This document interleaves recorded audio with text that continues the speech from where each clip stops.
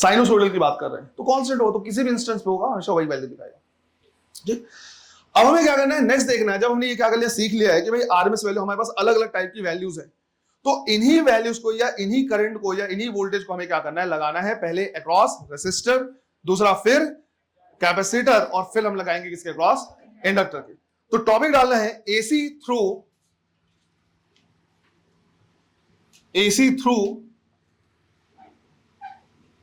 अ resistor, AC through अ resistor.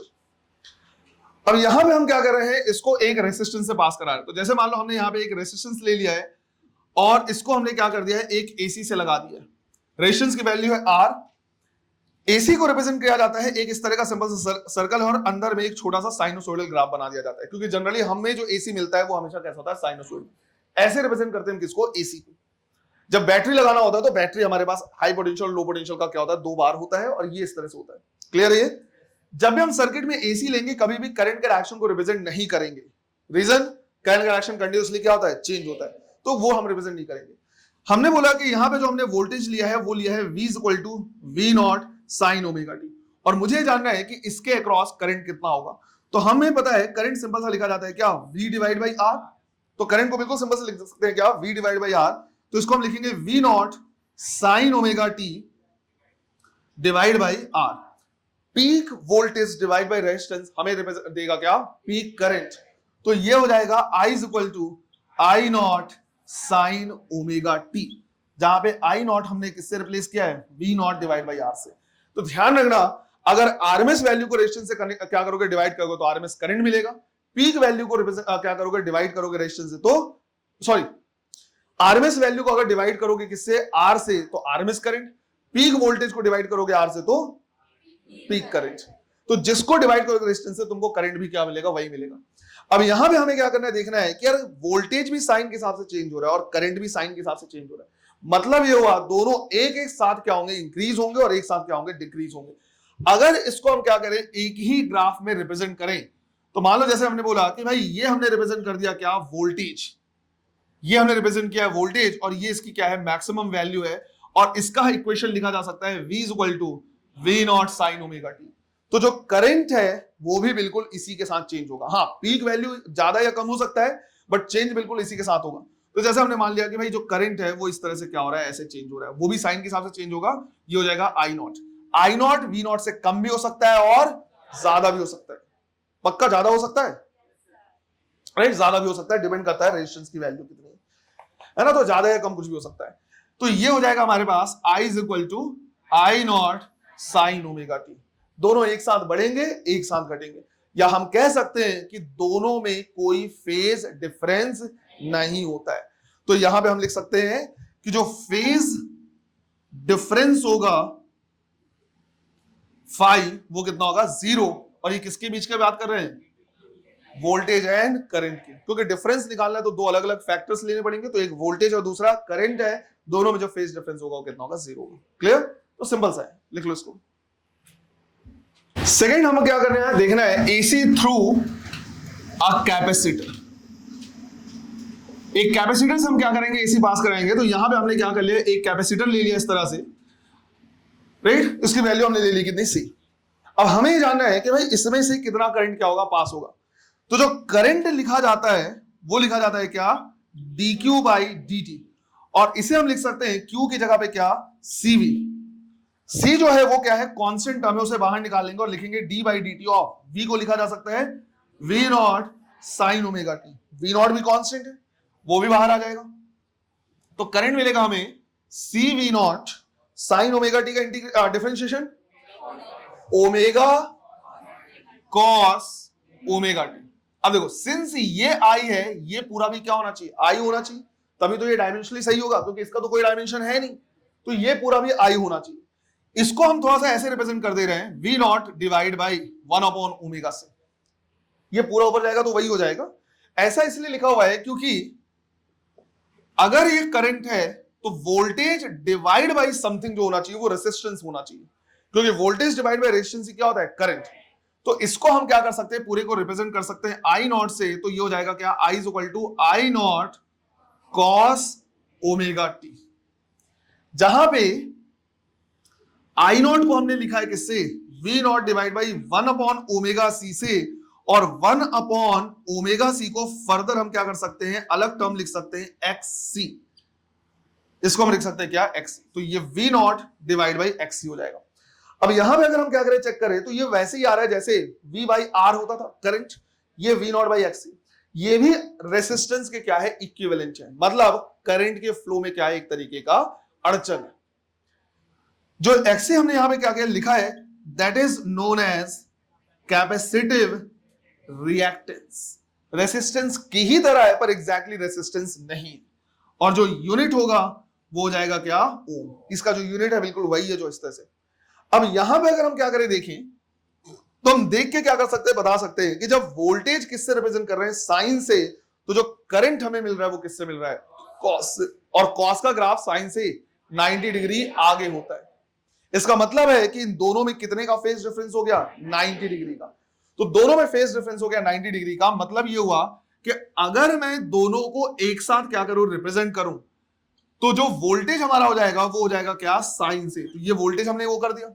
अब इसी के साथ साथ मुझे क्या करना है, लिखना है करंट का भी ग्राफ, इसी में ड्रॉ करना है। तो ये हो गया वी नॉट। उसके लिए मैंने इसको क्या कर दिया, 4 पार्ट में डिवाइड कर दिया, राइट। ये हमारे पास क्या हो गए, 4 पार्ट्स हो गए। तो पहला, दूसरा, तीसरा और चौथा। इसी में मुझे ड्रॉ करना है क्या, करंट। और करंट हम ड्रॉ करेंगे किससे, कॉस से। कॉस कहां से शुरू होता है, पीक से। तो जो भी इसकी पीक वैल्यू होगी वहां से क्या होगा, शुरू होगा, यहां से क्या होगा, 0, 0 से यहां पे पीक, फिर 0 और वापस से पीक में आ जाएगा। ये हो जाएगा क्या, आई नॉट। इसके लिए अगर हम क्या करेंगे, इक्वेशन लिखेंगे करंट के लिए, तो हो जाएगा I is equal to I not cos omega t. जबकि वोल्टेज के लिए लिखेंगे तो V is equal to V not sine omega t. और हम कहेंगे कि ये 90 डिग्री क्या है, आगे। तो या तो हम ये बोल सकते हैं कि करंट 90 डिग्री आगे है, या हम बोल सकते हैं वोल्टेज 90 डिग्री क्या है, पीछे। इसी को हम क्या कर सकते हैं, ऐसे लिख सकते हैं, I is equal to I not sine omega t plus pi by 2, ऐसे भी लिखा जा सकता है। तो साइन 90 प्लस थीटा क्या होता है, कॉस थीटा। तो यहां पे जो फेज डिफरेंस होगा वो हो जाएगा क्या, 90 डिग्री का। अब डिपेंड करता है प्लस लिखना है माइनस लिखना है, वो इस बात पे कि वोल्टेज से लिख रहे हो या करंट से लिख रहे हो। अगर तुम करंट को बोलोगे तो करंट 90 डिग्री क्या कहलाएगा, आगे कहलाएगा। और अगर वोल्टेज को बोला जाएगा तो वोल्टेज 90 डिग्री पीछे होगा। तो ये रट मत लेना प्लस 90 या माइनस 90, डिपेंड करता है किससे लिखा जा रहा है। वोल्टेज के कंपैरिजन में करंट प्लस 90 डिग्री आगे है, लेकिन करंट के कंपैरिजन में वोल्टेज माइनस 90 डिग्री या 90 डिग्री क्या है, पीछे। क्लियर है यहां तक? यहां पे एक ही डाउट आना चाहिए था, लेकिन तुमने वो लेक्चर देखा हो तो तुमको क्लियर होगा कि कैपेसिटर का मतलब क्या होता है, जिसके बीच में क्या हो, इंसुलेटर। अगर इसके बीच में इंसुलेटर है तो इससे करंट पास कैसे हुआ, राइट? डाउट यहीं पे मन में बस आना चाहिए था, क्योंकि ये जो चैप्टर है इलेक्ट्रोमैग्नेटिक वेव के क्या है, पहले है। तो अभी तक इलेक्ट्रोमैग्नेटिक वेव या डिस्प्लेसमेंट करंट जैसा तुमने कुछ भी नहीं पढ़ा था कायदे से। तो यहां पे जब भी तुम इसको पढ़ोगे तो तुम्हारे मन में डाउट आना चाहिए, क्योंकि हमने लिखा है एसी थ्रू अ कैपेसिटर, और कैपेसिटर का मतलब होता है two conducting plate separated by an insulator.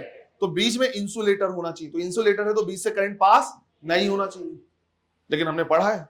तो इसका एक्सप्लेनेशन कैसे देंगे कि कैपेसिटर के प्लेट के बीच में कौन सा करंट जनरेट होता है, डिस्प्लेसमेंट करंट। लेक्चर देख लिया है? तो डिस्प्लेसमेंट करंट का मतलब क्या होता है,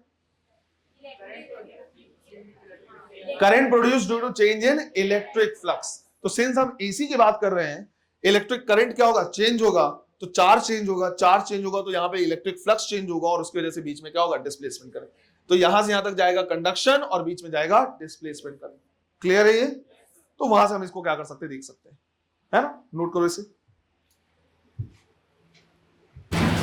फिर थर्ड है हमारे पास एसी थ्रू एन इंडक्टर। तो यहां पे हम क्या ले रहे हैं, एक इंडक्टर ले रहे हैं, उसकी वैल्यू कितनी है, एल। अब मुझे ये जानना है कि इस इंडक्टर से कितना करंट क्या हो रहा है, पास हो रहा है। तो हमने क्या किया है, ये ऑलरेडी सीखा है ईएमआई वाले चैप्टर में कि वोल्टेज का अगर हम क्या करें, एवरेज वो ले, मॉड लें, तो ये लिखा जाता है क्या, L D I by D T. यहां पे हमने माइनस साइन नहीं लिया, क्योंकि माइनस साइन जो वो लेंस लॉ की वजह से, और वो सिर्फ ये क्या करता है, इंडिकेट करता है कि जिसकी वजह से वो प्रोड्यूस हो रहा है या इंड्यूस हो रहा है उसका अपोज कर रहा है ना। इसलिए हमने यहां पे माइनस साइन क्या कर दिया, हटा दिया।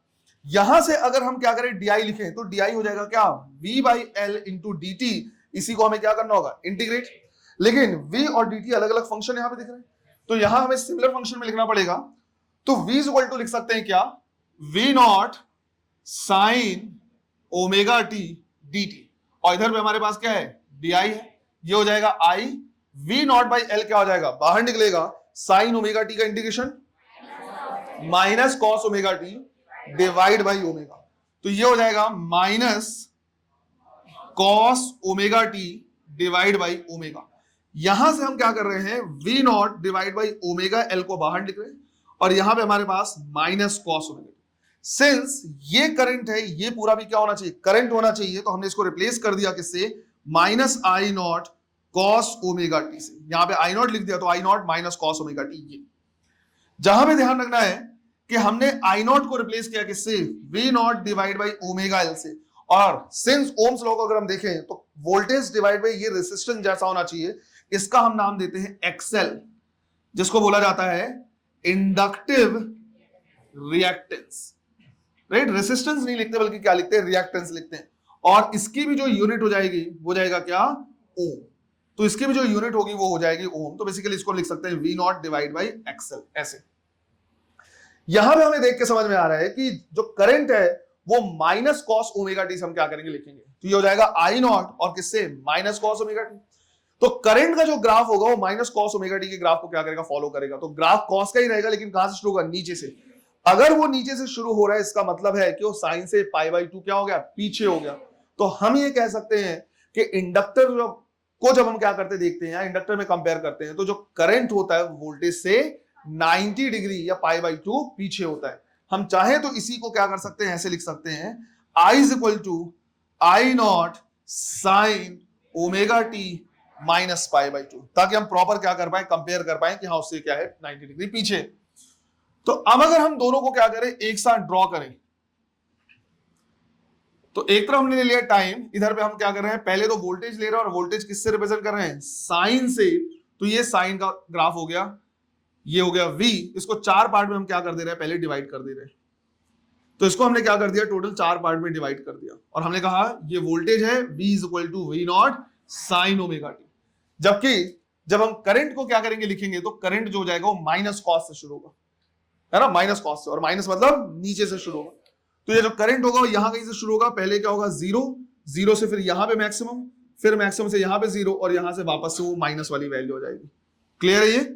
और इसको हम लिख सकते हैं I is equal to I not minus cos omega t, या फिर I not sine omega t minus pi by 2। तो यहां से हमें क्या करना है, ये समझना है कि जो करंट होता है वो पाई बाई 2 पीछे होता है, और फेज डिफरेंस वापस से पाई बाई 2 होगा। प्लस या माइनस ये डिपेंड करेगा पूछा कैसे हुए। कुछ लोग क्या कर लेते हैं, याद कर लेते हैं प्लस पाई बाई 2 और माइनस पाई बाई 2, यार रेफरेंस देखना पड़ेगा। अगर मैं इस रेफरेंस में देखूं तब तो मैं बोलूंगा क्या, माइनस पाई बाई 2, लेकिन अगर मैंने करंट को 1 लिखा और वोल्टेज के हिसाब से देखो तो वोल्टेज क्या होगा, प्लस पाई बाई 2 हो सकता है। तो ध्यान रखना है किसके हिसाब से पूछा हुआ है। तो हम ये बोल सकते हैं कि जो इंडक्टर में करंट होता है वो वोल्टेज से 90 डिग्री पीछे होता है, या हम बोल सकते हैं कि जो वोल्टेज होता है वो करंट से 90 डिग्री आगे होता है। क्लियर? कल वाली क्लास में इन तीनों को हम क्या करेंगे, एक साथ कनेक्ट करेंगे और चेक करेंगे कि वहां पे फेज डिफरेंस एक्चुअली कितना है। तो ध्यान इस बात का रखना है, इस चीज को बहुत अच्छे से। रेसिस्टेंस चाहता है कि करंट और वोल्टेज में कोई फेज डिफरेंस ना रहे, या 0 डिग्री का फेज डिफरेंस रहे। कैपेसिटर चाहता है कि करंट 90 डिग्री क्या हो, आगे हो। इंडक्टर चाहता है कि करंट 90 डिग्री पीछे हो। अब यहां से तुम खुद क्या कर सकते हो, अंदाजा लगा सकते हो कि अगर एक सर्किट में सिर्फ रेसिस्टेंस और कैपेसिटर लगा है, तो रेसिस्टेंस चाहता है 0 पे रहे, कैपेसिटर चाहता है करंट आगे रहे। तो 0 से लेके प्लस पाई बाई 2, करंट के लिए मैं बात कर रहा हूं तो plus pi by 2 phase difference कुछ भी हो सकता है। अगर किसी उसमें सर्किट में सिर्फ रेसिस्टेंस और क्या लगा हुआ है, इंडक्टर लगा हुआ है, तो रेसिस्टेंस चाहता है 0 पे रहे, इंडक्टर चाहता है करंट क्या रहे, पीछे रहे, कितना, माइनस पाई बाई 2। तो 0 से लेके माइनस पाई बाई 2 तक कुछ भी हो सकता है। यहां पे मैं रेफरेंस क्या ले रहा हूं, वोल्टेज को सेम ले रहा, और उसके हिसाब से करंट को हम क्या कर रहे देख रहे हैं। इसी तरह से अगर किसी में सिर्फ इंडक्टर और कैपेसिटर लगा है तो माइनस पाई बाई 2 से लेके प्लस पाई बाई 2 कुछ भी हो सकता है। और अगर किसी सर्किट में इंडक्टर, रेसिस्टेंस और कैपेसिटर तीनों लगा है तो भी माइनस पाई बाई 2 से प्लस पाई बाई 2 तो कुछ भी हो सकता है। कितना होगा वो क्या करेंगे, कल वाली क्लास में देखेंगे। क्लियर है ये? चलो, थैंक यू।